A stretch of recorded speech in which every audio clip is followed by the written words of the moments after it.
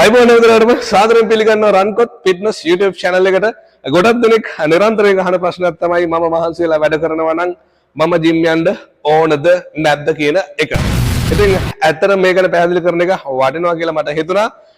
ඒක ඩිපෙන්ඩ් වෙන්නේ ඔයා හිතන විදිය. ඔයා බලාපොරොත්තු වෙන ශරීරයේ ස්වභාවයත් එක්ක තමයි. ඒකට හේතුව තමයි ඔයා ගන්න ආහාර ටික ඔයාට බර්න් කරන්නට පුළුවන්. ඔයා මහන්සි වෙලා වැඩ කරන නිසා. හැබැයි ප්‍රශ්න තියෙන්නේ ඔයා බැලන්ස් බොඩි එකක් බලාපොරොත්තු වෙනවා නම් ඔයා ලස්සන හැඩැති සිරුරක් බලාපොරොත්තු වෙනවා නම් ඔයා අනිවාර්යයෙන්ම ජිම් එකට ගිහිල්ලා ඒ වර්ක්අවුට් කරන්න ඕනේ. එහෙම නැත්නම් ඔයා අනිවාර්යයෙන්ම ගෙදර ඉඳලා හෝම් වර්ක්අවුට් එකක් හරි කරන්න ඕනේ. ඒකට හේතුව මම කියන්නම්. ඔයා හිතන්න ඔයා කම්කරුවෙක් කියලා. ඔයා සමාජයට සවලකින් වැඩ කරන කෙනෙක් වෙන්න පුළුවන්. ඔයා හැමදාම සවලින් එකම විදිහට වැඩ කරනවා. ඒත් එක්කම තමයි ඕනනම් අත් දෙක මාරු කරයි. එතකොට ඔයාගේ ලෙග් වලට තියෙන එක්සයිස් මොනවද?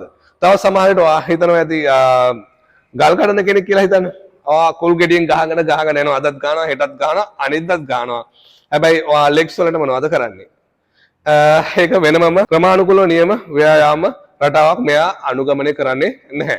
ඒත් එක්ක උනා ගොවියෙක් වුණත් ඒත් එහෙමම තමයි හැමදාම එකම විදිහට වැඩ කරන වෙනස් විදිහේ වැඩ කරනවා වෙන්න පුළුවන්. නමුත් ක්‍රමානුකූල ව්‍යායාම රටාවක් මෙයා අනුගමනය කරන්නේ නැහැ. ඉතින් මං කිව්වේ ඒකයි ඔයා හිතන විදිහ තමයි ඒක වැදගත් වෙන්නේ.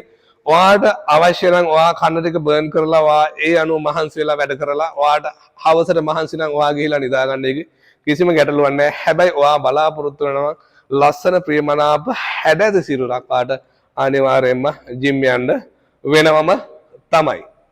හරි. ඉතින් මේ කතාව කිව්වට පස්සේ ඇයි ඔයා මගේ උඩ ඉඳලා පහළටම ස්කෑන් කරන්නේ? මම හරියට ඉන්නවද කියලාද? ඔයා දන්නවද මමත් හරි පට්ටම කැතයි මීට වඩා සෑහෙන්න. වැදගත් වෙන්නේ අපි ඊයේ හිතට වඩා අද හොඳට ඉන්න එක. නිරෝගීව ඉන්න එක. ලස්සනට ඉන්න එක. හැඩට ඉන්න එක. ඒ නිසා ඔයා කවදාවත් කාවත් එක්ක කම්පෙයාර් කරන්න එපා. ඔයා කම්පෙයාර් කරන්න ඊයේ හිටපු ඔයත් එක්ක කලින් හිටපු ඔයත් එක්ක අද ඉන්න ඔයත් එක්ක. එමනම් හම්බෙන්නේ මේ වගේ වැදගත් වීඩියෝ එකේ පුළුවන් තරම් ඉක්මනට. good luck.